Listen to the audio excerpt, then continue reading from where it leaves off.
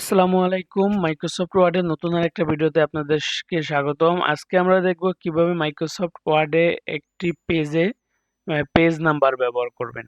এজন্য আপনাদের যেতে হবে ইনসার্ট মেনুতে। ইনসার্ট মেনুতে যাওয়ার পরে এখানে পেজ নাম্বার একটা অপশন দেখতে পাচ্ছেন। এখানে ক্লিক করলে এই যে আপনি দেখতে পাচ্ছেন টপ অফ পেজ, অর্থাৎ আপনার পেজের উপরে নাম্বারটা হবে। এখানে কিছু সিম্বল দেওয়া আছে, যেমন বাম পাশে, মাঝামাঝি, ডাইন পাশে, বাম পাশে, পেজ ওয়ান। এখানে অনেক সিম্বল আছে, চাইলে আপনারা যে কোনো একটা ব্যবহার করতে পারেন, অথবা যদি বটম দেন তাহলে বটমে আছে। যদি আপনি পেজ মার্জিন দিতে চান তাহলে আপনি মার্জিন উপরে, বামে, ডানে বিভিন্ন জায়গায় যে কোনো পাশে দিতে পারেন মার্জিনের সাথে।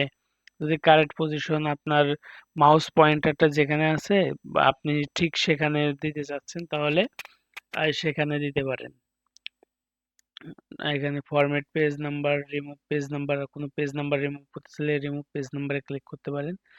আমি টপ অফ পেজ এটা দিচ্ছি, দেখেন। হ্যাঁ, এই যে আমাদের হেডারের মধ্যে আপনার পেজ নাম্বারটা ইনপুট হয়ে গেছে। এখন যদি আমি আরো একটা পেজ নেই, সাপোজ ইন্টার দিয়ে দ্বিতীয় পেজ নিচ্ছি, এই যে অটোমেটিক্যালি প্রতিটা পেজে একই জায়গায় আপনার পেজ নাম্বারগুলো অটোমেটিক বসে যাবে।